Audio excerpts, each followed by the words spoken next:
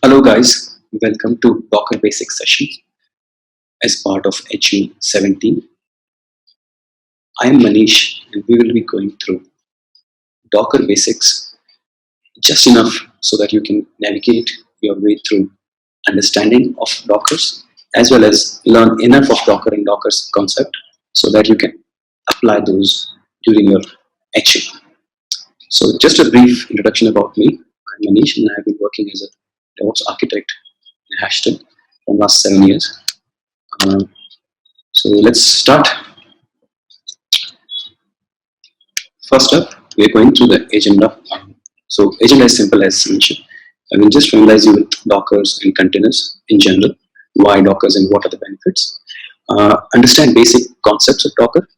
You won't dive deep into what Docker is and how Docker work, but we will just learn minimal commands to work with Docker so that you can use that throughout your HU. And remember that throughout your HU, you'll be using Dockers as part of your deliverables, and your evaluation will be heavily based on how effectively you use Dockers.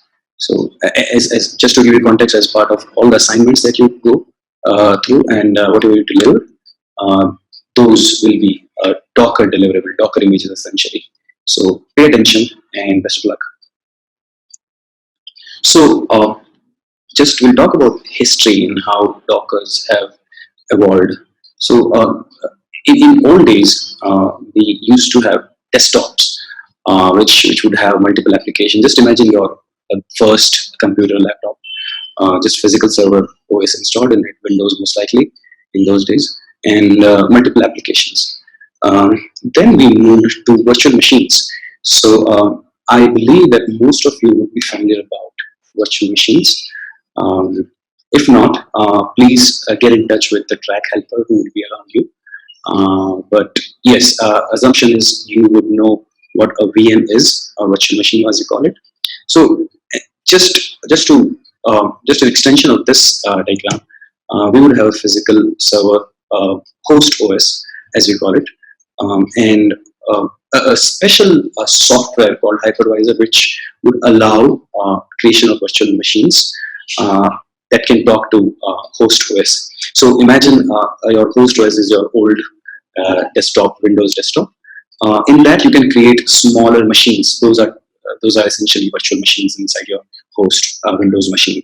So uh, as this diagram shows, you can install multiple guest OSs. So imagine this is a Windows server, and you have installed Ubuntu on that.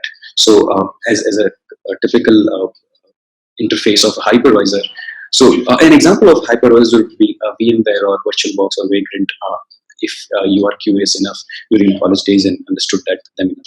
So you would have that interface of VirtualBox and install an Ubuntu machine inside your Windows machine. So that is essentially a virtual machine.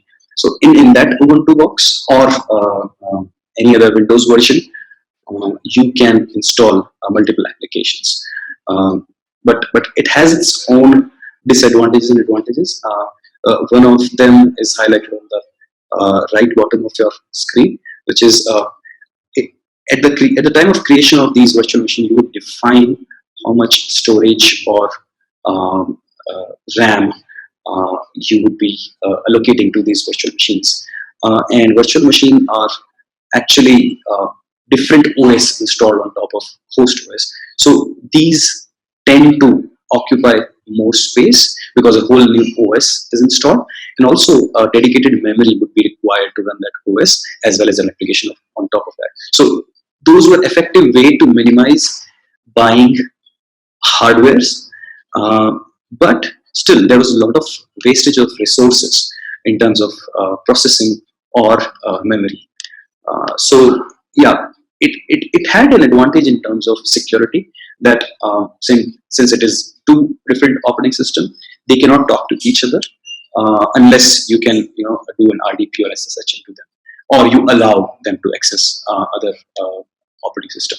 So that essentially is a pro and con of virtual machines. Containers are essentially, as per the definition, those are lightweight, portable runtimes.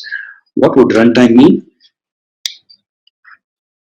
In the previous slide, you saw that guest operating system can run application, and that's what we used to run. We used when we used our AWS servers to run applications. But now we don't need to have a complete dedicated machines to have multiple applications running on top of them. So how containers work? Um, so suppose you have this physical server, your let's say um, your own Windows desktop, uh, and host OS installed. Docker is a runtime which would replace hypervisor in the previous example. Docker runtime allows multiple stack of libraries, common libraries that would be used for application. So you can have this as an application one, which is Python, or application two, this is Java or .NET. Whatever is required for Python to run, these are the common libraries for them. And a Docker runtime would allow these application plus common libraries to talk to host OS and use its resources. Now there are multiple concepts within a host operating system that would be CNAME, isolation, and namespaces. That would just, if you are not familiar, don't need to delve into them deeply. Just imagine them as a group of processes. So Docker has its own group of processes defined in the host OS, and that is how it allows monitoring of these processes and resource allocations of these processes, which are containers. If you notice, there is no guest operating system. So that means that the amount of space and memory operating system, guest operating system would consume is not here. Thus, you are saving a lot on space and as well as memory. So that is why, by definition, it's lightweight. But again, it has its own problems. Like in VMs, we discussed that it has strong isolation and security, this being a separate kernels of operating system. But here, since it is sharing the operating system, it will have a weaker isolation as well as security. So if let's put it in a very layman term, if a hacker gets access to your one container, it is very likely and easy for that hacker to access other containers. So there are ways to mitigate it, and we will see them as we go forward. So this is the basic container as a concept.